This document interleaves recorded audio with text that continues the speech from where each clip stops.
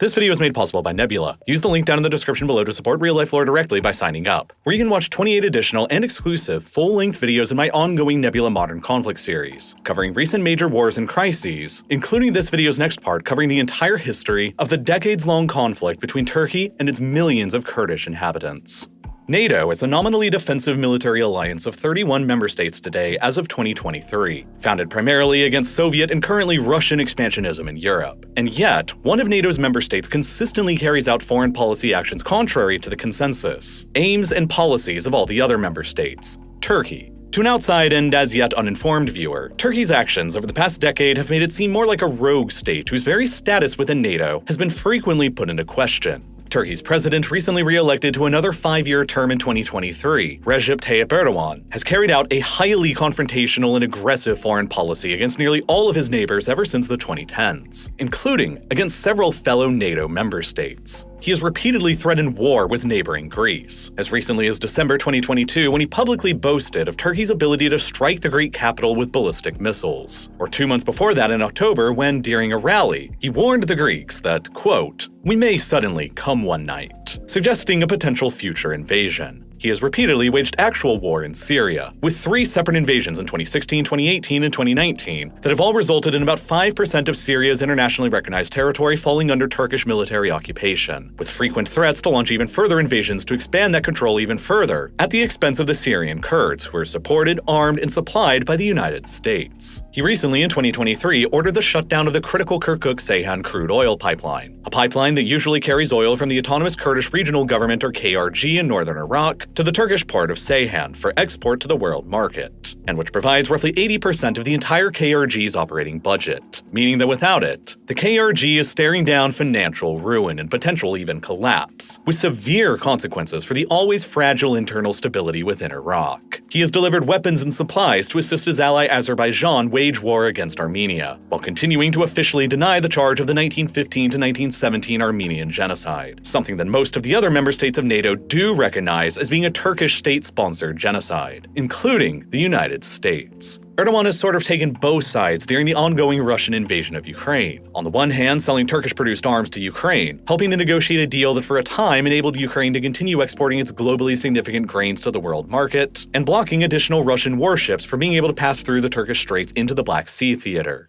But on the other hand, he has continued leading Turkey into purchasing tens of billions of dollars worth of Russian oil, natural gas, and coal since the invasion began, while continuing to allow millions of Russian tourists to visit the country, granting Russians the ability to start up companies, invest, and buy property in Turkey, all while refusing to participate in any of the West's financial sanctions against Russia, while also further blocking the Turkish Straits to any outside NATO warships from entering into the Black Sea theater as well. The last American warship to have even been present in the Black Sea left nearly 2 years ago now, back in December of 2021 as a result. He had previously led Turkey into purchasing the Russian-built S-400 anti-air system for billions of dollars in 2019 and 2021, a system that was specifically engineered by the Russians to target and shoot down the American-made F-16 and F-35 stealth fighter, and which resulted in American sanctions coming down on its NATO ally, Turkey's ejection from the F-35 program, and the Biden administration's ultimate decision to recognize the Armenian genocide in 2021 in retaliation. Turkey further dispatched its own troops to fight overseas in the Libyan civil war in 2019 and 2020, on the opposing side of its other NATO allies France and Greece, while Turkish warships have come into scuffles with the French and Greek navies all across the eastern Mediterranean, while Turkish and Greek fighter pilots have engaged in dogfights over the Aegean Sea, with several pilots on both sides losing their lives. Turkey even further continues to militarily occupy 37% of the island of Cyprus, an EU member state and the only part of de jure European Union territory currently under de facto foreign military occupation. And all of this has been in addition to Erdogan's long holdup of allowing neither Finland or Sweden to join NATO, after they applied following Russia's invasion of Ukraine. Finland has since been allowed to join, but as of the production of this video, Turkey still has not officially ratified their acceptance of Sweden to join.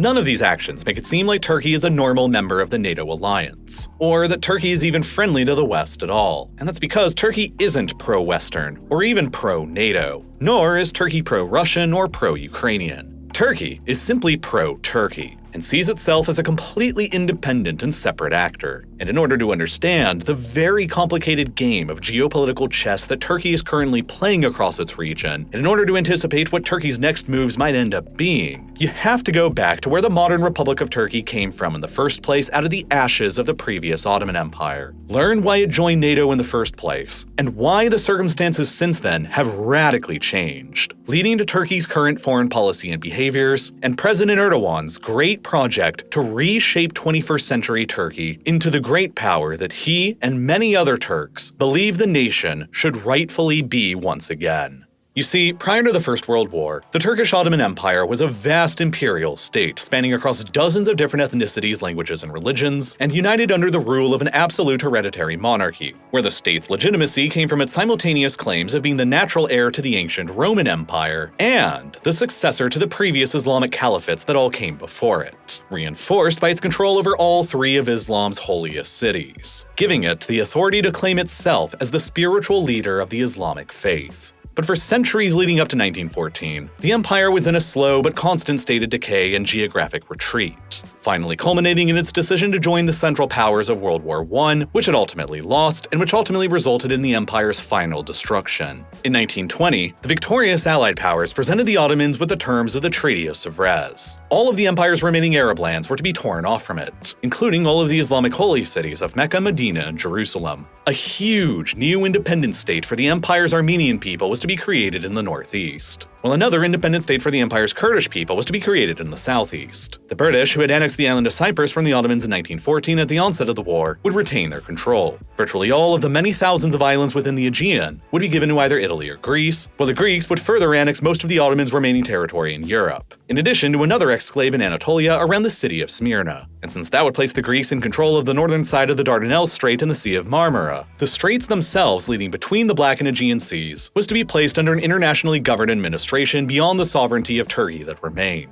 The Turkey that remained under the terms of Sèvres was doomed to be nothing but an insignificant rump state, left only with the rugged, mountainous, and difficult-to-develop lands of some of Anatolia, and only about half of the rich Sea of Marmara and core of the Turkish civilization. And so, understandably outraged at the treaty's harsh terms, the Turks decided to massively rebel against them. And so began essentially the continuation of the First World War for the Turks, fighting off the Greeks, French, British, and Armenians trying to enforce the Treaty of Sèvres' terms for another 4 years, until 1923. To put it succinctly, there is a very large degree of historic enmity between the Greeks and the Turks, going back at least 1,000 years, back when the Turks first began migrating into Anatolia from Central Asia, eventually culminating with the Ottoman-Turkish conquest of Constantinople in 1453, and the Turkish occupation of all of Greece for nearly 400 years until Greek independence was finally only achieved again in 1829. After which, a popular idea in Greek nationalist circles and foreign policy began appearing called the Megali idea. The idea that Greece should restore the historic Byzantine Empire and take over all of the lands across Europe, Anatolia, and Cyprus that still had large ethnically Greek populations. At the 1919 Paris Peace Conference at the end of World War I, this was literally the map presented by the Greek delegation outlining all of their territorial ambitions at the expense of the Ottomans, roughly lining up with the territory of the reformed Byzantine Empire as it had been more than 6 centuries previously. And while the Allies didn't give them everything they wished for out of the Treaty of Sèvres in 1920, they still gave them a lot of it. And so the Greek armed forces sent tens of thousands of their troops into eastern Thrace and around Smyrna to try and enforce their claims.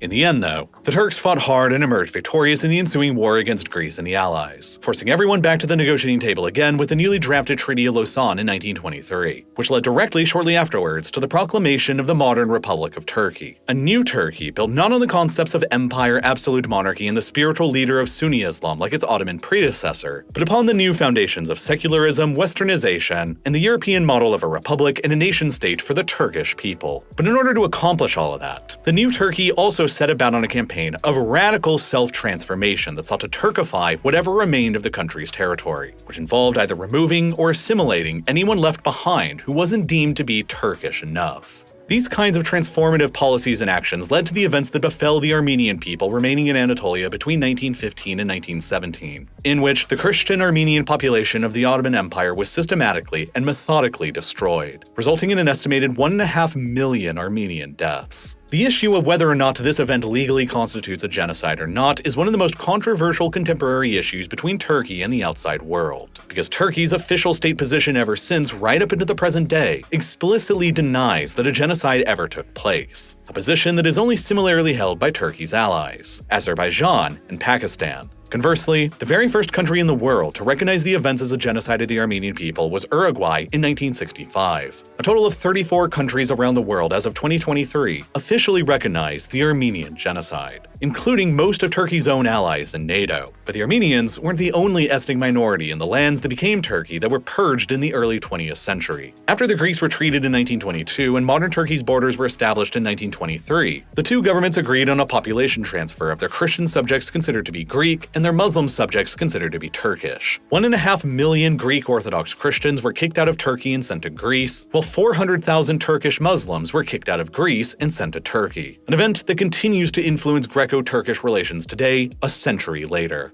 After that transfer and the massacres before it, the only significant ethnic minority remaining within the Republic of Turkey after it was established were the Kurds across the southeast of the country, a people whose land spanned across the newly created countries of Turkey, Syria, Iraq, and also Iran. For decades afterwards, the Turkish government would carry out a policy of attempted assimilation of its own Kurdish population, including at various times outlawing the Kurdish language and culture itself and denying that their separate ethnicity existed altogether, by officially categorizing and referring to them as so-called Mountain Turks or Eastern Turks well into the 1990s. And while geographically speaking the terms of Lausanne were much better for Turkey than Sèvres had been, it still forced Turkey to compromise on many issues nonetheless. Many ethnic Turkish brethren remained outside of Turkey's borders in Hatay in the French Mandate and in Cyprus still ruled by the UK, while virtually all of the Aegean Islands remained controlled by either Greece or Italy, and the Turkish Straits themselves still remained under an international administration beyond Turkey's own sovereignty. All that Turkey was left with, for the most part, was the barren, arid, mountainous, rugged, and difficult-to-develop Anatolian Peninsula, and far more importantly, Turkey's rich historical core around the Sea of Marmara, which for thousands of years has been one of the greatest geographic cores for any civilization to build itself around.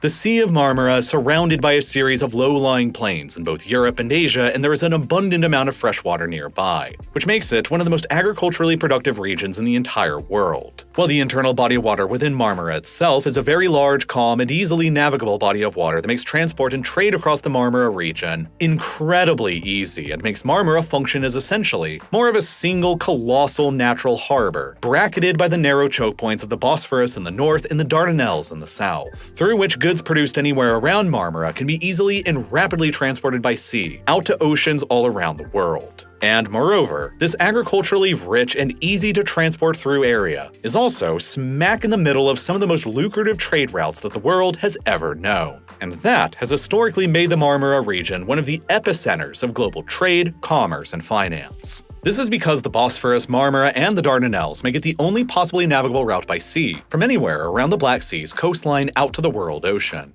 A geographic fact that is even further amplified by many of Europe's largest rivers that empty into the Black Sea as well, like the Danube, the Dnieper, and the Don. All of the commercial centers, factories, and farms established along any of these rivers within the interior of Europe, or anywhere around the Black Sea coast, have never had any other option of exporting their goods out to the world market by sea other than funneling them all through the Marmara region. While historically the easiest land-based trade route between South Asia and Europe also funneled through Marmara. This all made the Marmara region the most important crossroads of the world for trade for thousands of years, and brought whomever controlled it the ability to generate fabulous wealth through taxing that trade and exploiting the region's immense agricultural potential. Still to this day in 2023, the Marmara region is the core of modern-day Turkey, and the most important piece of real estate that the country controls. It is presently home to more than 27 million people, nearly a third of the entire Turkish population, and nearly triple the entire population of Greece. Marmara alone accounts for a whopping 75% of the entire modern Turkish GDP, while the Turks who live there have a GDP per capita of nearly $72,000, 7.5 times higher than the Turkish nationwide average, and higher than the nationwide averages of every country in Europe other than Iceland, Switzerland, Norway, Ireland, and Luxembourg.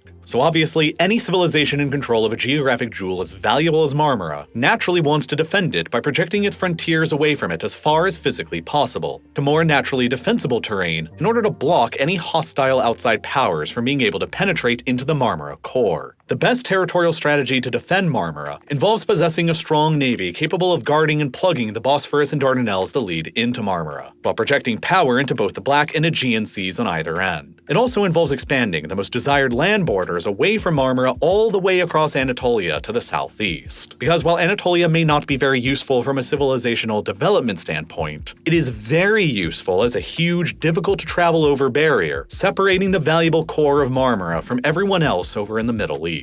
And to the northwest, anyone who controls Marmara will most ideally want to expand their borders or influence at least up to the Bessarabian Gap and the Iron Gates. The Bessarabian Gap is the narrow, flat chunk of plains in between the Black Sea in the east and the Carpathian Mountains in the west, across which to the north exists the vast and seemingly endless Great Eurasian Steppe that expands all the way to Mongolia. In order to defend against any threats to Marmara that may emerge from that direction, control or at least influence over the Bessarabian Gap is paramount. Meanwhile, the Iron Gates are the extremely narrow but traversable gorge that the Danube River carves between the Carpathian Mountains in the north and the Balkan Mountains in the south, creating a narrow passageway through the mountains towards Marmara from the Pannonian Basin and Central Europe. With control over these land choke points in Europe, naval supremacy in the Black and Aegean seas, and control over the whole of Anatolia, the core of Turkish civilization is safe. But unfortunately for the Turks, by 1923, they had lost all of that except for their control over Anatolia, and even that was being threatened by sporadic Kurdish rebellions in the southeast of it. Thus, ever since the Treaty of Lausanne was first signed, there has been a constant cadre of Turkish nationalists who have still railed against its terms as unfair, and Turkey has generally spent this century of history ever since pushing back against it in all different directions whenever it senses that it has the geopolitical opportunity to do so. The first significant pushback came in 1936, when sensing the growing geopolitical angst in Europe over fascist Italy's control over many of the Aegean islands, the Turks were able to successfully renegotiate their ownership over the Turkish Straits with the Western powers in the 1936 Montreux Convention, which continues to remain legally in force to this day and essentially guarantees that the Straits will remain open to all commercial activity of all nations during times of peace, while during times of war, Turkey can largely act as it sees fit and deny the passage of outside warships through, as it is currently doing during the war in Ukraine. Then, a bit further on in 1937, the Turks were also able to convince the French who controlled Syria at the time to push out the Hatay province as an independent state, and then in 1939, following a highly controversial referendum within the independent country of Hatay, it voted to be annexed into Turkey, which finally created Turkey's contemporary internationally recognized borders. But it has remained a highly sensitive issue, harming relations between Turkey and Syria ever since. Syria has continually claimed ever since their own independence from France in 1946 that Hatay was stolen from them by the Turks as a result of French colonialism, and that it should be rightfully returned back to Syria, a position that the Syrian government still officially maintains as of 2023. After the horrible experience during World War I in which it lost its entire empire, Turkey opted to tread carefully for a while and remain neutral throughout the entire Second World War until the final closing days of it in 1945, when an Allied victory was all but certain. But afterwards, at the beginning of the Cold War, Turkey's geopolitical situation became quite possibly the most tenuous it has ever been at any point during the past century. All of Italy's Aegean islands were ceded over to Greece in 1947, but the British still ruled over Cyprus. But most alarmingly of all, the Soviets now dominated essentially the entire rim of the Black Sea beyond Turkey's own control, and through its Warsaw Pact proxies also dominated both the Bessarabian Gap and the Iron Gates. And feeling emboldened after their triumph over Germany and preparing for the Cold War with the United States, Stalin was now insisting on tearing up the terms of the 1936 Montreux Convention, that he argued was enabling Turkey and potentially America to bottle up the Soviet Black Sea Fleet. Now, all of a sudden in 1946, Stalin was demanding that Turkey agree to a new joint Turkish-Soviet administration of the Straits, with a permanent Soviet military presence getting established there alongside of the Turks to replace the Montreux Convention. After Turkey refused to entertain the idea, the crisis escalated even further, and the Soviets then began pressing the Turks for a series of territorial demands in far eastern Turkey, based on the Soviets' historic claims of the previous Russian Empire, and then additionally on behalf of the claims of the Georgian and Armenian Soviet republics, based on the land that the World War I-era allies had promised to give Armenia during the 1920 Treaty of Sèvres. And then to attempt to destabilize Turkey even further, the Soviets also began covertly supporting and influencing several Kurdish separatist groups operating across the southeast of Turkey, contributing to the later PKK Kurdish separatist group adopting a staunchly Marxist-Leninist ideology. Understandably alarmed by all of this and fearful of the Soviet Union as a majorly looming existential threat, Turkey decided to join the NATO alliance in 1952, alongside their arch-historic rival, Greece, for very similar reasons. Because although they shared a deep historic enmity and maintained multiple ongoing territorial disputes, both Turkey and Greece back at the time were far more fearful of the Soviet Union as their shared greater external threat.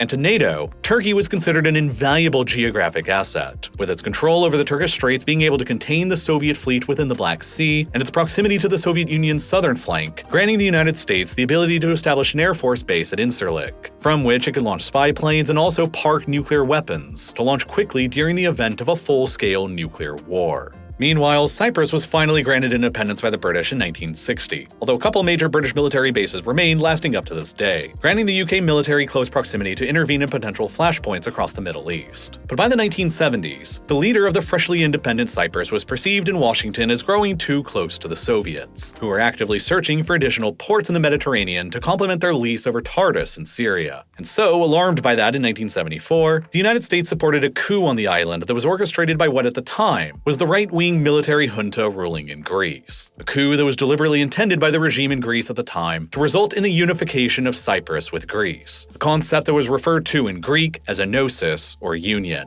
At the time, approximately 77% of Cyprus's population were Greeks who were broadly in favor of unification with the Greek mainland. But another 18% of the island's population were Turks who most definitely were not in favor, a legacy of the centuries of control the Ottomans had once enjoyed over Cyprus before it passed into British rule. Fearing that their coastline in the Mediterranean would be even further boxed in by Greece were Cyprus to be annexed, and citing their right to protect the ethnic Turks of the island, Turkey decided to launch a full-scale maritime invasion of Cyprus shortly after the coup took place in 1974. The result was that Turkey militarily occupied about 37% of the island's territory before a ceasefire between both sides was finally agreed upon, which led to an indefinite de facto partition of Cyprus along a United Nations patrolled buffer zone known as the Green Line that continues to remain in force today. Around 150,000 Greeks on the island, or about a third of Cyprus's Greek population at the time, were then forcibly removed from the north of the island and pushed to the south, while another 60,000 Turks on the island, or about half of Cyprus's Turkish population then, were forcibly displaced from the south and pushed up to the north, representing in effect the most recent population transfer between the Turks and the Greeks. Today, in 2023, Cyprus's population is sharply divided, with 99% of the population in the south being Greek, and 99% of the population in the north being Turkish.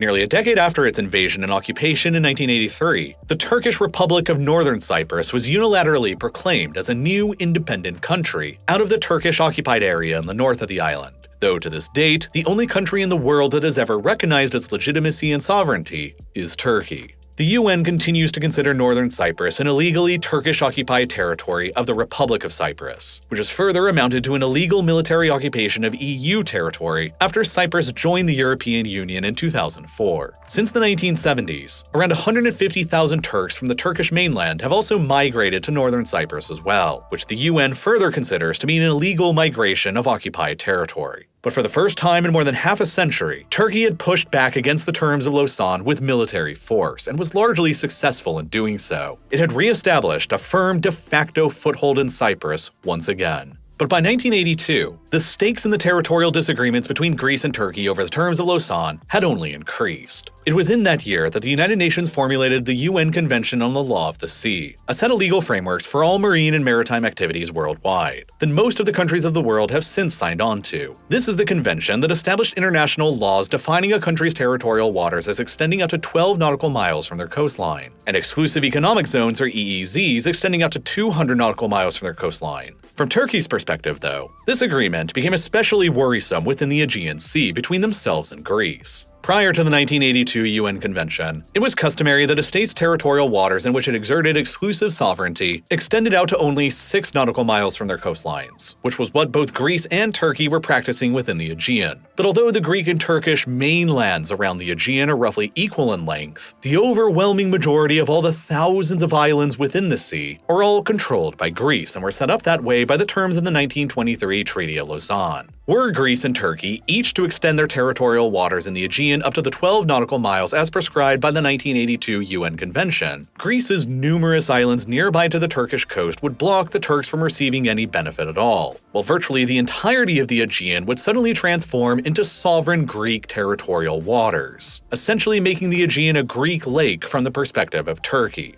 which, remember when you're primarily concerned about the defense of your core region around Marmara, is not necessarily very ideal. Thus, Greece signed on to the 1982 UN Convention on the Law of the Sea, while Turkey to this date never has, and so insists that it is not legally bound by it. Turkey further insists that despite Greece having signed the treaty, the previous territorial waters limit of 6 nautical miles has to remain in force within the Aegean. In 1995, the Turkish parliament even adopted a resolution that were Greece ever to unilaterally extend its territorial waters in the Aegean up to the 12 nautical miles without Turkey's consent, it would be considered a casus belli, and Turkey would consider going to war with Greece over the issue. Turkey further began insisting that islands cannot be entitled to having a full 200 nautical mile EEZ, and should be limited only to their 12 or 6 nautical mile territorial waters, while the proper 200 nautical mile EEZs of countries should only be measured from their continental landmasses or continental shelves. Turkey is the only country in the entire world that maintains this unique interpretation of international maritime law, but they do so because it would so clearly benefit them at Greece and Cyprus's expense in the Aegean and the Eastern Mediterranean. Turkey's interpretation of maritime law and EEZs would ignore all of Greece's islands and divide the Aegean Sea in half along the median line in between the Turkish and Greek continental mainlands, equally dividing the Aegean between a Greek EEZ in the west and a Turkish EEZ in the east. But to Athens, such an outcome would leave many of their eastern islands as exclaves completely separated from the rest of Greek territory and waters, and troublingly surrounded by Turkish waters, including majorly populated Greek islands like Rhodes, Lesbos, and Chios, which could leave them vulnerable to further incorporation into Turkey. Moreover, Turkey's interpretation of maritime law would restrict the ability for even very major islands like Crete and Cyprus to generate EEZs as well, granting the Turks a much more expanded EEZ deep into the Eastern Mediterranean and severely clashing with the UN-recognized maritime claims of both Greece and Cyprus. In the 1990s and 2000s, this issue mattered a lot, but it would matter a whole hell of a lot more later on in the 2010s, once massive amounts of natural gas reserves started getting discovered in these waters, which we'll get back to later on. First, in 1991, something extremely geopolitically significant happened that presented Turkey with a massive change in circumstance. The Soviet Union and the Warsaw Pact suddenly collapsed, and with it, the newly independent states emerged of Bulgaria, Romania, Moldova, Ukraine, Russia, Georgia, Armenia, and Azerbaijan. Turkey immediately seized the opportunity and became the very first country in the world to recognize the independence of Azerbaijan in November of 1991. And the two have developed a sort of special relationship ever since then, with the Turks viewing the Azerbaijanis as their close ethnic Turkic brethren, and the two remaining staunch geopolitical allies ever since. At about the same time, though, the Gulf War and Operation Desert Storm in 1991 ring serious alarm bells in Turkey's southern direction. The Kurds of northern Iraq had long been harshly repressed by the regime of Saddam Hussein, but after Saddam's crushing defeat against the US-led coalition in 1991, the US Air Force established a no-fly zone across the Kurdish areas of northern Iraq that prevented the Iraqi Air Force from ever returning to menace them, which enabled the Iraqi Kurds to gain effective autonomy from the government in Baghdad, and established the Kurdish Regional Government, or KRG, the following year in 1992, representing the first part of the Kurdish inhabited area of the Middle East, spanning across Iraq, Turkey, Syria, and Iran, to actually achieve autonomy, which greatly alarmed the government of Turkey, who was actively fighting against its own full-blown Kurdish insurgency at the time being waged by the guerrillas of the Leninist Kurdistan Workers' Party, or PKK, across the whole southeast of Turkey where their own Kurdish population mostly lived. Turkey's only saving grace here was its geopolitical influence over the KRG in the shape of the Kirkuk-Ceyhan crude oil pipeline, the lifeline of the KRG's economy that granted them the only option they had to export their oil resources out to the world market through the Turkish port of Ceyhan that had been previously constructed back across the 1980s. Oil exports almost entirely through that single pipeline to Ceyhan would make up roughly 80% of the entire KRG's economy, and so without the pipeline and without Turkey's cooperation, the KRG economy would almost immediately collapse, which gave Turkey a very high degree of influence within the KRG to the extent that the KRG even granted the Turkish armed forces permission to launch cross-border raids into their territory, targeting fellow Kurdish PKK training camps and bases. In the 1990s, Turkey was still very pro-Western, as it had generally been ever since it first joined NATO back in 1952. Russia was still covertly supporting the PKK rebellion across southeastern Turkey, while Turkey began counter-supporting the Chechen rebellion that was happening within Russia to fight back. Turkey still saw its future aligned with the West, and spent most of its diplomatic efforts throughout the 1990s and early 2000s trying to join the European Union, with a customs union agreement reached in 1996, and even EU candidacy status achieved at the tail end of 1999.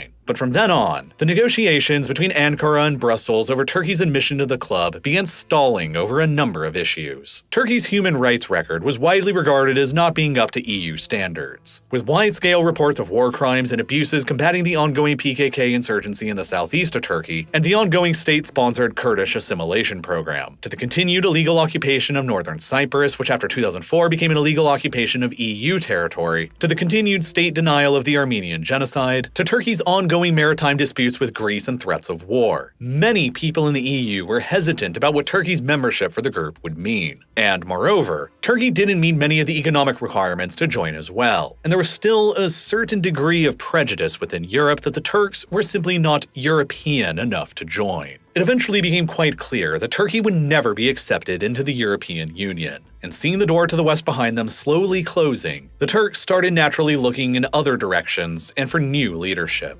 culminating with the first election of Recep Tayyip Erdogan and his AKP party to the prime minister position in 2003. And by that point in the 2000s, Turkey's ancient power as the geographic crossroads of the world was starting to amplify once again. The shattering of the Soviet Empire in 1991 left wide open the vast oil and gas riches around the Caspian Sea to Western investment and development for the very first time. And Turkey immediately understood its geographic significance in between the raw oil and gas resources around the Caspian and the energy-hungry European market. Over time, a major crude oil pipeline called the Baku-Tbilisi-Ceyhan, or BTC, would be constructed to carry massive quantities of Azerbaijani crude oil to the Turkish port of Ceyhan, where it would link up with the previously constructed Kirkuk-Ceyhan crude oil pipeline that carried oil from northern Iraq's oil fields into Ceyhan as well, all of which would then be exported from Ceyhan on tankers out to the global market. Over a period of many years and at a cost of more than $35 billion, a consortium of Western energy companies and the Azerbaijani and Turkish governments also painstakingly constructed the South Caucasus Pipeline, the Trans-Anatolian Pipeline, and the Trans-Adriatic Pipeline in a massive project known as the Southern Gas Corridor, which transports vast volumes of Azerbaijani natural gas directly to the European Union via Turkey, which now, all on its own, provides roughly 3% of the EU's entire natural gas supply. Moreover, Russia's oil and gas pipeline network, constructed all throughout the Soviet era to the European market, all ran entirely through Ukraine.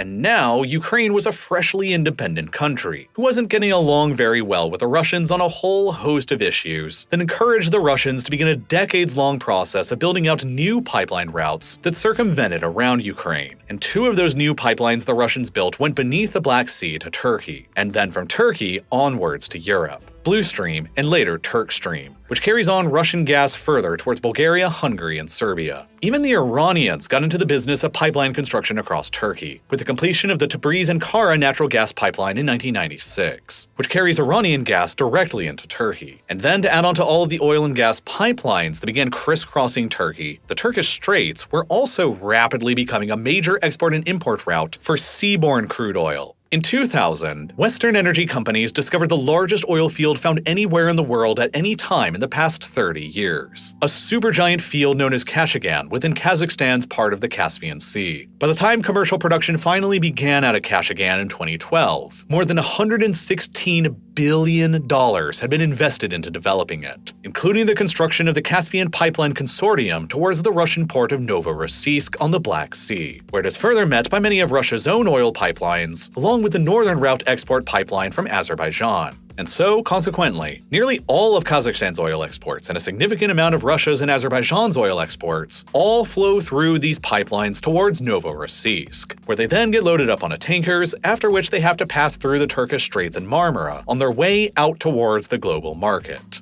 reinforcing Marmara as a critical choke point for the global oil industry, and especially the Russian and Kazakh oil industries, that it's estimated about 3% of the entire global supply of oil passes through the area on tankers every single year. So ultimately, while Turkey itself had hardly discovered any oil or gas reserves of their own and was an overwhelming net energy importer, with 93% of its oil supply and about 100% of its gas supply coming in from abroad, its geography nonetheless ensured it power and influence anyway, as the prime crossroads between the European market and the oil and gas resource locations in northern Iraq, Iran, the Caspian Sea, and Russia. Turkey's economic importance and influence was growing once again, and so too were Turkey's ambitions, just at the same time as their door to the European Union was closing shut. Beginning in 2010, the Arab Spring revolutions opened up another opportunity for Turkey to focus its power projection to the south into the former lands of the Ottoman Middle East, with tumultuous revolutions and civil wars erupting in Syria, Iraq, Egypt, and Libya. It was a great opportunity to influence events in their favor, but unfortunately for the Turks and for Erdogan, they nearly always kept backing the losing side in just about every single instance. In Egypt, for example, Erdogan enthusiastically supported the rise of the Muslim Brotherhood and their candidate Mohammed Morsi to the presidency in 2012, following the overthrow of the longtime Egyptian dictator Hosni Mubarak the year previously in 2011.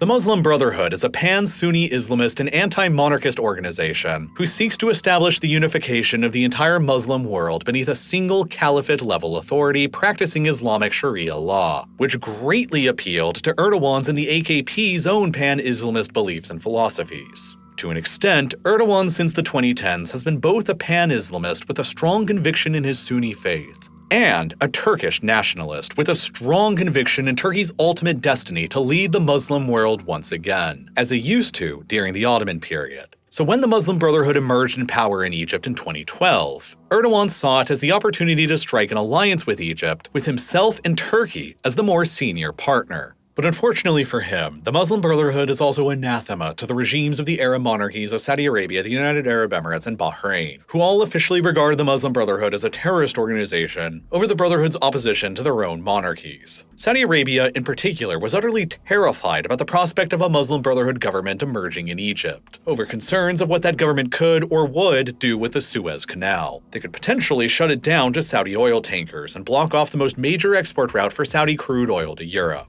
And so in 2013, the Saudis sponsored a coup in Egypt that overthrew the short-lived Muslim Brotherhood government and replaced it with a rule by the Egyptian military, led by Abdel Fattah al-Sisi, who after taking power promptly purged the Muslim Brotherhood from the country, outlawed it, and also recognized it as a terrorist organization, leading to very tense relationships between itself and the governments of Saudi Arabia, the UAE, and Bahrain, and Erdogan's government in Turkey, that began offering the Brotherhood a safe refuge to regroup in. Then, as Libya descended into a catastrophic civil war in 2014, Turkey gradually came to support the Government of National Accord, or GNA side based in Tripoli, in another part of the formerly Ottoman world. The GNA had ties to the Muslim Brotherhood, and of course, Erdogan wanted to establish more Brotherhood-friendly regimes in the region. But the biggest thing that the GNA in Libya provided Erdogan was an astonishing maritime agreement with him that came about in 2019, wherein the GNA government essentially recognized all of Turkey's maritime claims in the Eastern Mediterranean and accepted Turkey's unique interpretation of maritime law, the first other government in the world to ever do so. And in order to legitimize and enforce Libya's acceptance of the Turkish claims, Turkey decided to dispatch its own troops overseas to Libya to fight in the civil war on the GNA's behalf, to ensure that the GNA would end up emerging victorious and keep the deal intact.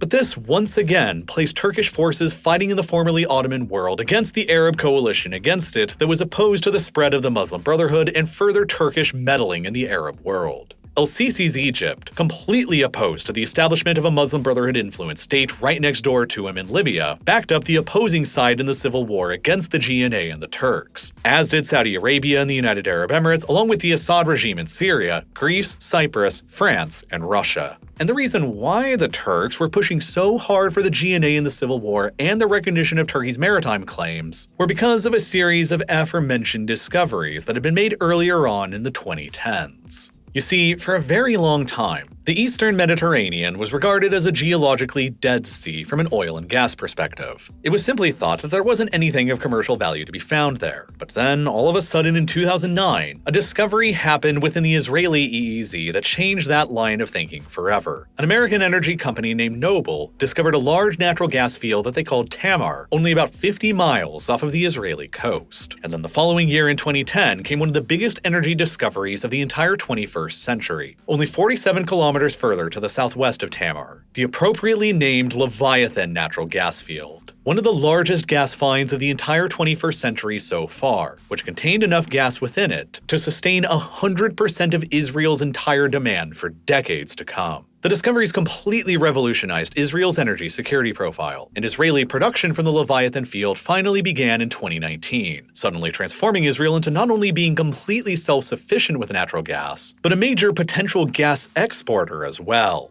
Noble further went on to discover the major Aphrodite gas field within the EEZ of Cyprus in 2011, in which Chevron and Shell currently expect production to begin in 2027, while the Italian energy company Eni further discovered the major Zohr gas field within the EEZ of Egypt in 2012, paving the way for all three countries, Israel, Cyprus, and Egypt, to each become significant new gas exporting countries to Europe. And sitting on the sidelines of all of these new fantastic natural gas discoveries was Turkey, who also knew how the 1982 UN Convention on the Law of the Seas rules largely blocked off their own EEZ in the Eastern Mediterranean, and made it boxed in by the EEZs the UN granted to the islands of Greece and Cyprus. Turkey was fearful of missing out on any of the potentially huge gas discoveries that were suddenly being made, and so they began much more aggressively asserting their own maritime claims contrary to the UN-recognized claims of Greece and Cyprus in the 2010s. Shortly after signing the maritime agreement with the GNA in 2019, Erdogan publicly railed against what he called the absurdity of Castellarizo, a tiny Greek island within swimming distance of the Turkish mainland, with fewer than 600 Greek inhabitants, and more than 125 kilometers away from the nearest other Greek landmass, but which under the UN Convention on the Law of the Sea generates this massive EEZ, roughly 4,000 times larger than itself for Greece, deep into the Eastern Mediterranean, at the expense of Turkey. Erdogan lambasted that Castellarizo didn't deserve an EEZ at all, and the following month in January of 2020 even rejected the notion that Crete deserved an EEZ, a major Greek island with over 600,000 residents. Turkish drill ships escorted by Turkish warships then began entering into all of the various overlapping maritime claim areas between themselves, Greece, and Cyprus, and they began searching for more natural gas fields in what the Turkish government very firmly insisted were their waters, including locations very close to major Greek islands like Crete and Rhodes, which have led to frequent disputes and confrontations with the navies of Greece and Cyprus, as well as the French Navy, who even sent an aircraft carrier to the Eastern Mediterranean to support the United Nations-backed claims of Greece and Cyprus. The French even signed an unprecedented mutual defense pact with the Greeks in 2021, promising that if Greece ever came under Turkish attack, France would be contractually obligated to join the war and come to Greece's aid. But Turkey's plays here in the late 2010s were also designed to disrupt a plan by the West to begin circumventing their geographic location as the new crossroads of the global oil and gas trade. Around 2019, there began serious discussions between Israel, Cyprus, and Greece to construct a brand new pipeline that would be called EastMed, that would connect all of their newly discovered Eastern Mediterranean gas fields directly to the European Union. Currently projected to be completed by 2025 at a price tag of €6 billion, the pipeline will greatly help the economies of Israel and Cyprus by turning them into major natural gas exporters who will suddenly be capable of supplying the European Union with roughly 3% of their entire natural gas supply once it's all operational, and it will all simultaneously diversify Europe's gas imports even further away from Russia, and completely circumvent Turkey's crossroads location with all of its other pipelines. Naturally meaning that both Moscow and Ankara are opposed to the project, and part of the reason why the Turks so aggressively pursued the maritime deal with the GNA in Libya, because it directly put Turkish and Libyan maritime claims in the way of the proposed EastMed pipeline, which the Turkish government began insisting afterwards was illegal to construct, since it would have to cross through their waters. There was even an event in 2019 where a Turkish ship was bringing weapons to the GNA in Libya, and a French frigate operating in the area nearby attempting to halt the delivery claimed that the Turks momentarily locked their weapon systems onto them. This is a very, very high-stakes game currently being played for natural gas resources across the Eastern Mediterranean between Turkey and the GNA and Libya on one side, with their claims pushing back against the United Nations, the 1923 Treaty of Lausanne, and the status quo, and Greece, Cyprus, Israel, Egypt, and France, along with probably the United Arab Emirates and Saudi Arabia, all pushing back against them on the other side. Wars have erupted between nations over far smaller issues than this in the past, and these are the modern 21st century issues that have led Erdogan to frequently boast about Turkish missiles being capable of striking Athens.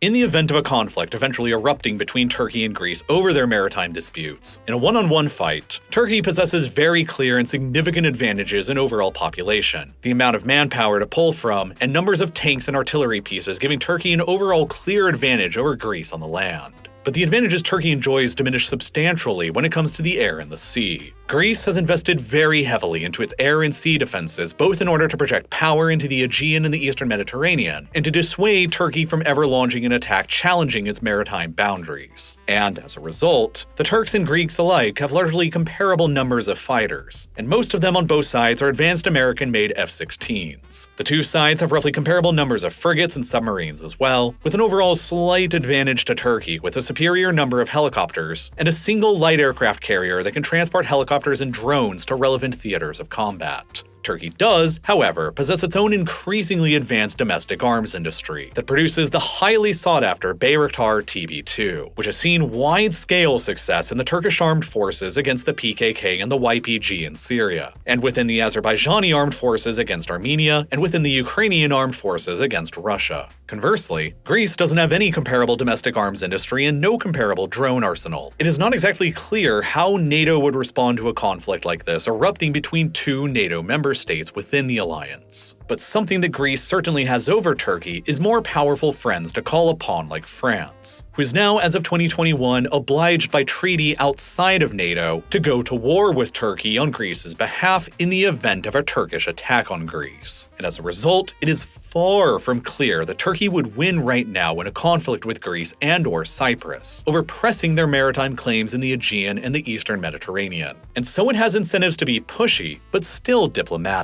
In the future, however, Turkey's demographics are certain to completely swallow Greece whole, because right now, there are roughly 13 times as many Turkish children aged 0 to 14 than there are Greek children aged 0 to 14, and Turkey's fertility rate remains substantially ahead of Greece's. 20 years from now in the 2040s, it is all but a mathematical and demographic certainty that Turkey's young fighting age and working age populations will be orders of magnitude greater than the equivalent populations in Greece. And there's very little Greece can actually do about that, other than hope to stay within the good graces of outside powers and potential protectors like France or the United States. But regardless, tensions between the two sides finally started to cool down a bit in the 2020s, after the Turks also began discovering some of their own massive natural gas fields in the Black Sea within their northern EEZ. In 2020, Turkish drill ships discovered the massive Sakarya gas field in the Black Sea that has the potential to completely revolutionize the Turkish energy industry forever. Over the past 3 years since that discovery, Turkey has relentlessly pursued building out the infrastructure for a pipeline from Sakarya to the Turkish mainland.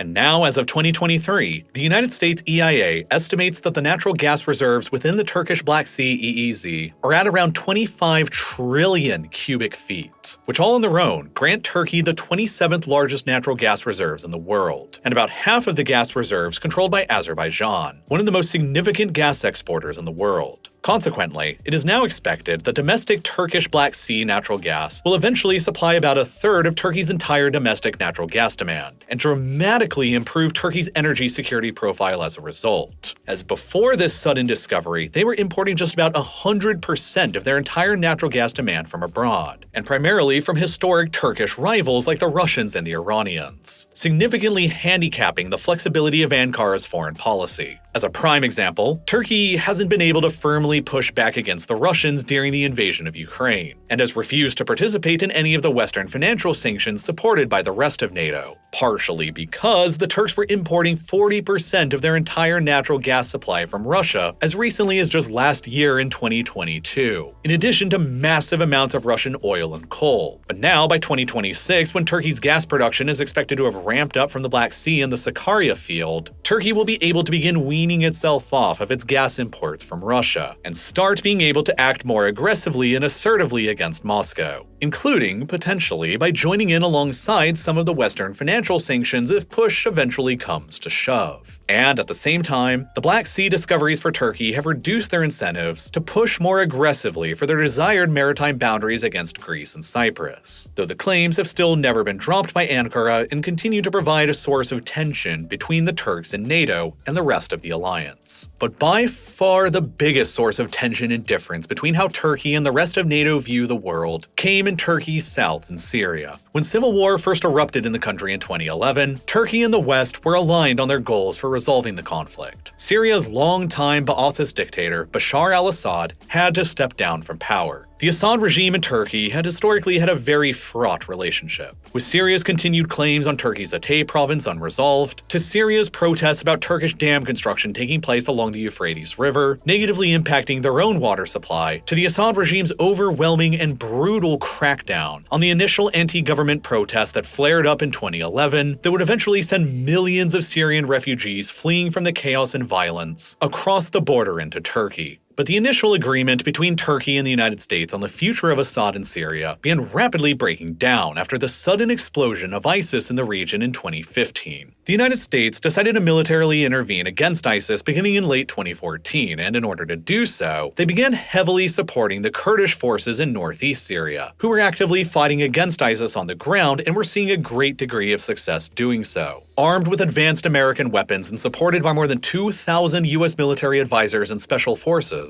the Syrian Kurds rolled ISIS back and greatly expanded to carve out a de facto independent state within Syria that they began calling Rojava, which means west in the Kurdish language in reference to West Kurdistan. Rojava ended up expanding deep into the Arab majority areas of Syria, well beyond the Kurdish majority part of the country, and came to eventually be in control of about 25% of Syria's territory, with several million inhabitants and virtually all of Syria's lucrative oil fields. Left on its own, Rojava would be a major functioning country de facto led by the Kurds, especially with its support from the United States, and potentially from the other autonomous Kurdish government already established next door within Iraq. But worst of all from Turkey's perspective, unlike the government of the KRG in northern Iraq that was reliant on Turkey for their oil exports and economy, the government of Rojava in Syria was incredibly and inexorably linked to the militant PKK group that was still waging its insurgency across the Kurdish inhabited areas of southeastern Turkey in its own campaign for secession or autonomy from the Turkish government. Were Turkey to lose control over the southeast of the country inhabited by the Kurds, it would, in a flash, lose about 15 million of its people. But that's hardly what's most concerning to Ankara. What is far more pressing is the fact that the headwaters for both the Tigris and the Euphrates rivers begin within the Kurdish inhabited area of southeastern Turkey. Roughly 45% of all the water in the Tigris begins within Turkey, while an overwhelming 90% of all the water in the Euphrates River also begins within Turkey. This is a massive source of fresh water for Turkey to have secured for its own growing population and increasingly water-stressed cities. But the rivers don't just provide enormous freshwater supplies for Turkey's own population. Ever since the 1960s, the Turks have built a series of dozens of dams across both rivers in order to harness their hydroelectric and agricultural potential and to help further develop the rough interior of Anatolia. And moreover, their control over the majority of the water in both of the rivers gives them a very high degree of influence over both Syria and Iraq further downstream, who heavily rely on the water in the rivers for their own water supplies. And among the many dams Turkey has constructed along its sections of the rivers within the Kurdish inhabited area is the massive Ataturk Dam, the third largest dam in the entire world as of 2023, built at a staggering cost of $1.25 billion,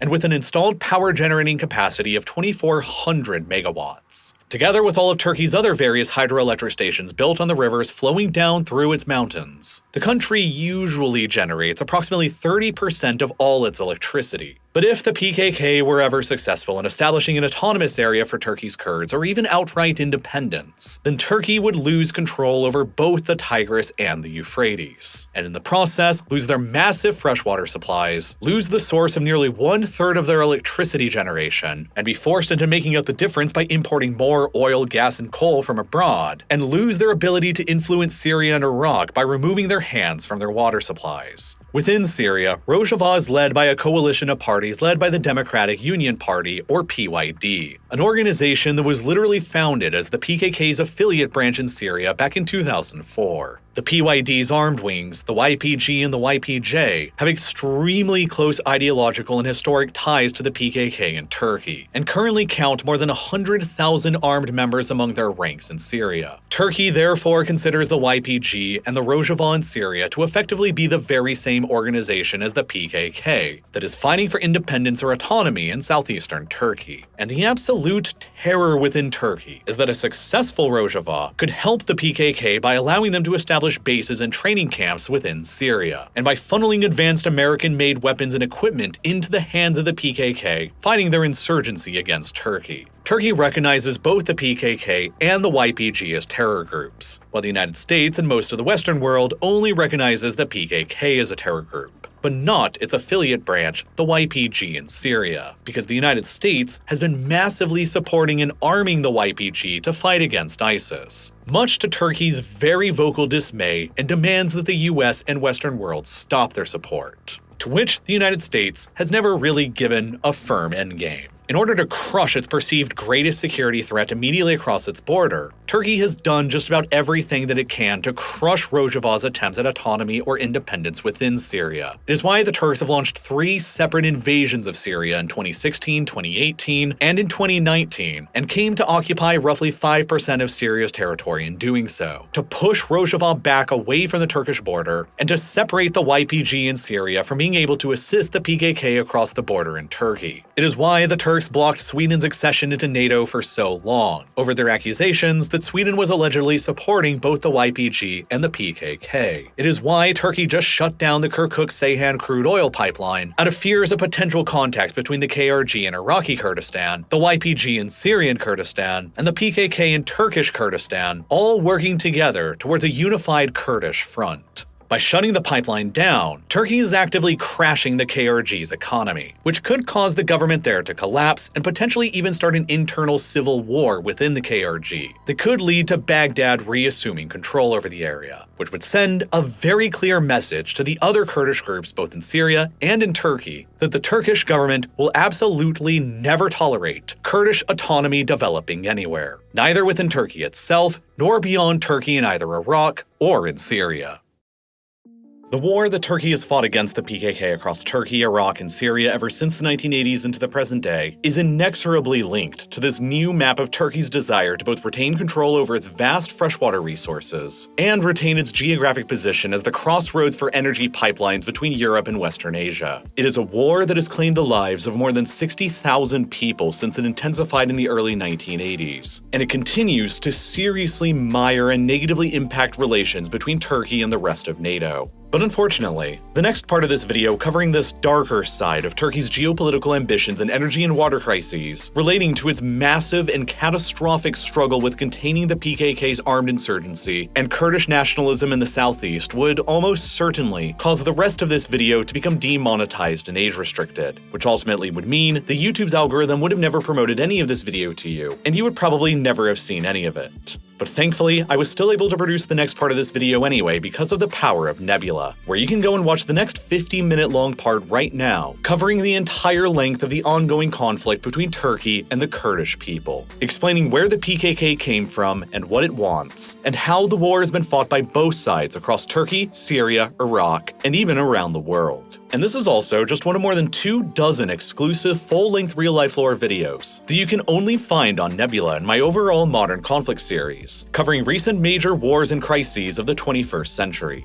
all of which can only be found over there because of all of their darker, more controversial, and more serious subject material that wouldn't work well with the algorithm here on YouTube that's built around showing you advertisements, but which do work on Nebula because there isn't an algorithm and there aren't any ads. As a result, there are dozens of episodes in my Modern Conflict series over there that you can go and watch right now to stay up to date with what's going on across our world. From this video covering the modern maritime conflict between Turkey and Greece in even more depth than this video did, episodes covering the civil wars in Syria, Libya, and Yemen, a 2-part series covering the rise and fall of ISIS, episodes keeping up to date with the ongoing Russian invasion of Ukraine, deeper dives into the United States-Iran conflict or the American wars in Iraq and Afghanistan, and tons of others with brand new episodes releasing over there every single month. And what's even more, you also get access to all of the other amazing exclusive content on Nebula, because the best part about this site is that it's jointly co-owned by all of its creators, built by me and hundreds of other independent YouTubers and podcasters. And because it's a subscription-based service, we all get to work on way bigger and higher budget productions over there than we could ever do on YouTube. That's why Modern Conflicts exists, and why there's tons of other top-quality exclusive content on Nebula that you'll find equally fascinating from my creator friends like Wendover Productions, Mustard, Neo, Real Engineering, and tons of others. And best of all, if you sign up by following the link here on screen or down below in the description, you'll receive an insanely good 40% discount off of an annual subscription, which means it'll only cost you $2.50 a month for all of this awesome exclusive content from myself and hundreds of other independent creators. And for a very limited time, we're also offering lifetime memberships to Nebula, a one-time payment that lets you access everything that will ever exist on Nebula for as long as both you and Nebula exist. Lifetime memberships are the absolute best way to support RealLifeLore and other creators. We're using the money they raise to fund the production of even bigger and more ambitious Nebula original series still to come. So sign up for either a lifetime membership or an annual membership by clicking the button that's here on your screen right now, or by following the link that's down below in the description. And as always, thank you so much for watching.